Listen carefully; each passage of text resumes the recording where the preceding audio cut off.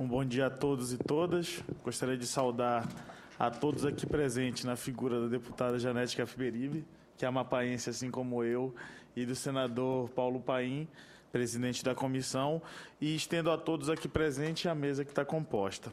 Para nós da União Nacional dos Estudantes, o debate desses 51 anos da ditadura militar brasileira ela é imprescindível para reafirmar o nosso papel na história.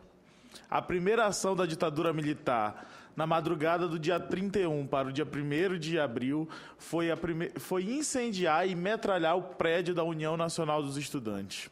Esse prédio, que depois de 50 anos, no próximo março do ano que vem, estará reerguido e será de volta a casa do poder jovem brasileiro, a casa de todos os estudantes que concentrará suas lutas, que para a gente, que na história é muito valioso e que ajuda a reconstruir parte da memória nacional que foi usurpada e apagada pela ditadura militar. Nós não podemos deixar passar em branco. A minha geração não conviveu com a ditadura militar. Eu nasci exatamente no ano em que nasceu a Constituição Cidadã. Mas para nós, jovens engajados, temos clareza que o movimento estudantil jogou imprescindível papel no combate às arbitrariedades da ditadura militar. Perdemos uma série de estudantes, militantes, dirigentes da nossa entidade nesse período, e que para nós não pode ser deixado passar em branco. Como bem salientou o senador Randolfo Rodrigues, a lei da anistia, ela não foi discutida, ela não foi um acordo, ela foi uma imposição do regime que estava cessando. Para nós, a revisão da lei da anistia ela é causa importante para recontar nossa história, a partir dos trabalhos dos relatos da Comissão da Verdade.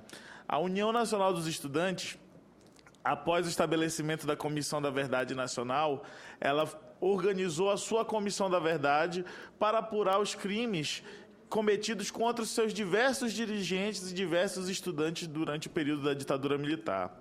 Ela encerra seus trabalhos no próximo dia 3 e 4 de junho, no nosso 54º Congresso Nacional, que deve se realizar na cidade de Goiânia ou Belo Horizonte.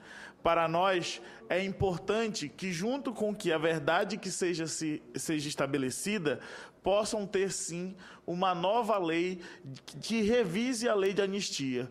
Nós queremos medidas legais do Estado brasileiro para punir aqueles que ceifaram a vida e o futuro de diversos lutadores que defendiam o nosso país e que impediram o nosso crescimento e que impediram o crescimento do país. Temos vivido nesse período, e aí foi bem lembrado por diversos oradores aqui antes, que todo o período de pré-golpe ele vem imbuído com um forte discurso da anticorrupção. Esse debate da corrupção, que para nós não é uma bandeira política, para nós esse debate de combate à corrupção não é uma bandeira política, é princípio basilar dos agentes públicos. Não pode servir momentaneamente para servir de uma bandeira de agitação para determinado grupo político. Isso tem que ser princípio. Para nós, todo momento pré-golpe, a história nos mostra que sempre foram imbuídos desse discurso anticorrupção. É importante que a gente possa estar salientados do momento que nós estamos vivendo na conjuntura política atual. Nas manifestações do dia 15,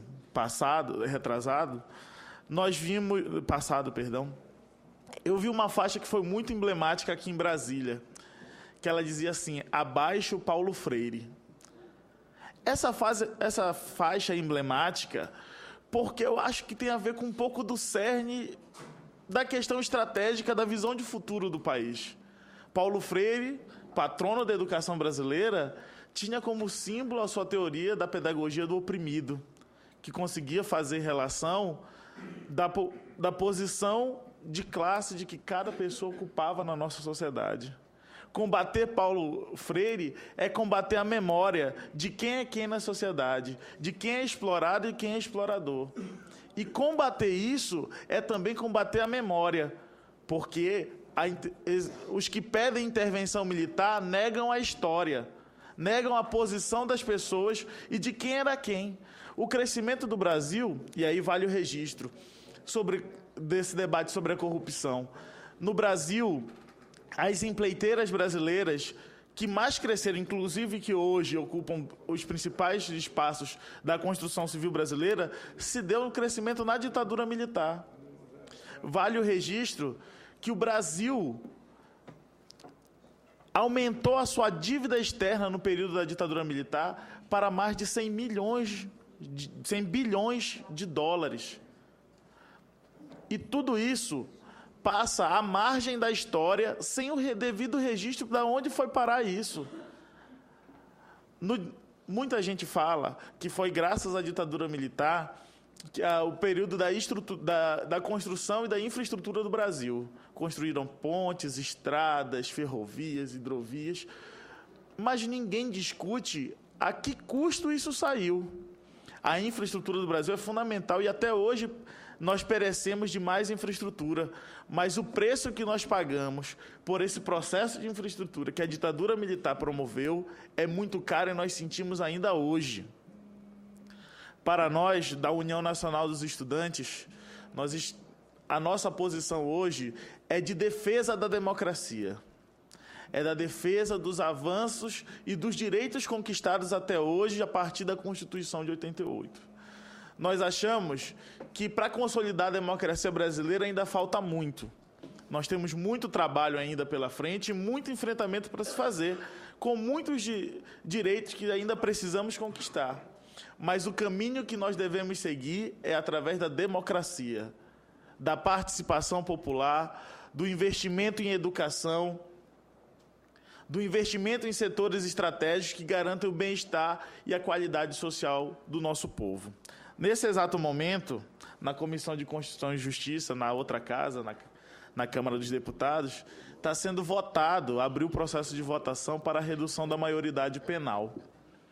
Para nós, da União Nacional dos Estudantes, é importante que nós possamos ligar um alerta, porque hoje a gente está sendo acometido, nós estamos sendo bombardeados por um conservadorismo na nossa sociedade que nos remete a riscos históricos de atrasos nos nossos direitos sociais.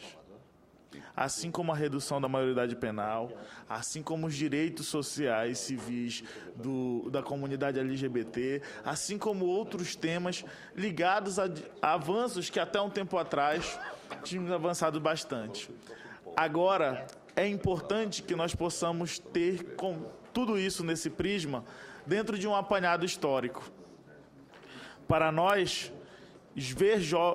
estarmos vendo jovens defendendo a ditadura militar nos remete num caso muito sério sobre a questão do papel da nossa educação hoje.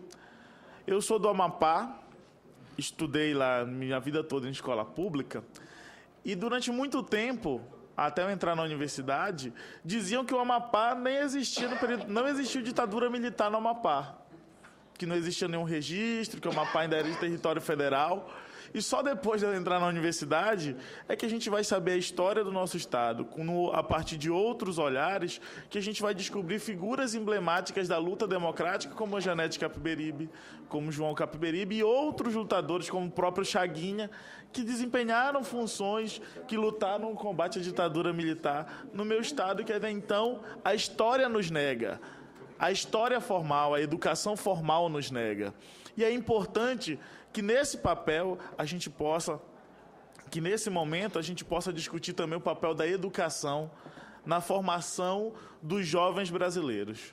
Os jovens brasileiros precisam se deparar com a história real, com a história da verdade, porque isso vai ser fundamental para a formação dos cidadãos brasileiros, mas também para que a gente possa rechaçar o risco da volta da ditadura e que possamos ter a nossa memória reavivada para que nunca se esqueça e para que nunca mais aconteça.